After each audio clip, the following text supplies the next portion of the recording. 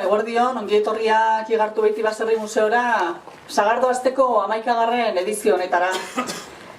Gaur egingo duguna da, Sagardo astiari hasiera eman eta baita ere Gipuzkoako Foru Aldundiak antolatzen dituen Sagardo lehiaketako diplomak banatuko ditugu sarituei.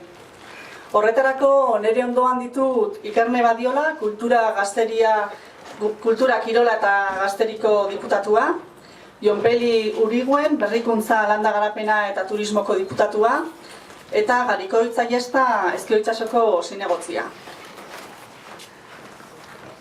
Ikerne Badiolari emango diotitza, bera esan dugun bezala, Kultura, Kirola eta Gazteriko diputatua da, eta hitz batzuk esango dizkigu. Bueno, egunon guztioi, eta mila esker bertaratu zareten guztioi. Konfidantzan esan behar dizuet, Igartu Beiti Baserria Gipuzkoako Foru Aldundiko Kultura departamentuarentzat gune kutxunetakoa dela. Kutxunetakoa esan dut eta baita ikurra ere. Ikurra eskaintzen duen aktibitate guztiagatik, inguruarekin eta naturarekin duen loturagatik, eta baita tradizioa eta ohiturak modu erakargarrian gogoratzen dizkigulako. Eskerrik asko, Ezkio Itsasora etortzeagatik, udal ordezkari bezala bi hitz besterik ez dizkizuet esango. Ezkio Itsaso dakizun bezala Gipuzkoako barnekaldean dagoen landa-lur herri txiki bada. Nekazaritzak ez ditu oso garai onak pairatzen gaur egun. Nik esan azkeneko 50 urteetan ere ez direla garai onak izan. Eta nolabait alor ekonomikori sustatze aldera, gaur hemen gaude akto honetan nekazaritzako alor bat sustatuz. Hori frutagintza da eta frutagintzaren barnean sagardogintza. Beraz, eskertu sagardogilei, bai gaur sari hartuko dutenei eta beste guztiei ere, nekazaritzan diharduten lan txukun gogor horretan dihardutegatik. Eta aprobetxatu nahiko nuke momentu hau zuei denoi zabalduz eskua, aste honetan egongo diren hainbat ekitalditara etortzeko. Bertan, baserri zahar ederro honetan burutuko dira hainbat, frutagintzaren barnean eta sagardogintza eskuarri dugula, beraz, eskuak irikita dauzkatzute.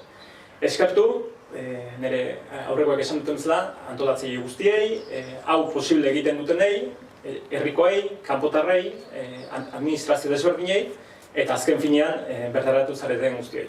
Eskerrik asko.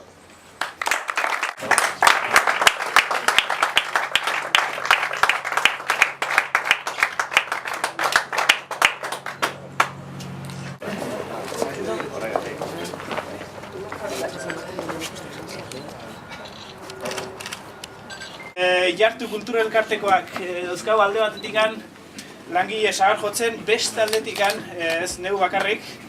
Baizik eta gure aita, gure ama eta gure emaztea hemen baserri inguruan daude. Bakoitzak bere lanaren teatralizazioak egiten. Eta hori da, baserriaren arima atera nahi izan diogu, ez? Baina dela 5 urte, bizizian persona batzuk berpiztu ditugu. Eta baina dela 5 urte, bizi eta lan egiten zuen prentsa bat bizi berritu dugu. Hau, 20. mendean etzegon, Domingo Arregi etzegon bezala, diputazioak berriz ere berreiki du, desmontatuta berriz eraiki. Orduan edozein galdera nahi balin badezute, nik 16. mendeko erantzuna eta 21. mendeko erantzuna emango dizuet nahi dezuten bezala. Naiz eta gaur egun ezea izan ez da nahi zaratatxua izango. Egun lehorra danean, beldur gehiago bagaten du. Eta oso lehorra danean, jendeak horrekan ateatzen da. Baina, hala ere, segurua da. Baina, arrisku bat da. Hau berotzen balin bat zeigu. Gure sagardozalek ondo jakingo dute, fermentazioa hasten da. Zer eta zenbat persona dian, halako errekoa lotzen da. Txalaparta nahikoa da. Nahikoa joezean, ez da zuku guztia ateako. Horren, nahiz eta prentsatu, zukua bertan, sagarran bertan geldituko da. sagar jotzea, naiz eta halako astolana eman, prezisio lan bada. Justu kolpe hori eman behar zaio, ez gehiegi, ez gutxiegi. Luzera, palankaren luzera dela, 10. mendeko baserri honek luzera originala. Vale, guain, hola. Tabla artean sagardoa ez sartzea. Orduan, zanpatzen ari baldin bageria 15 toneradako indarrekin, zuma gorak ere irtetzen da. Horako drenajea jartzen baldin baditugu tabla artean sartu nahi duen zumoa, eta aldutzaino eroriko.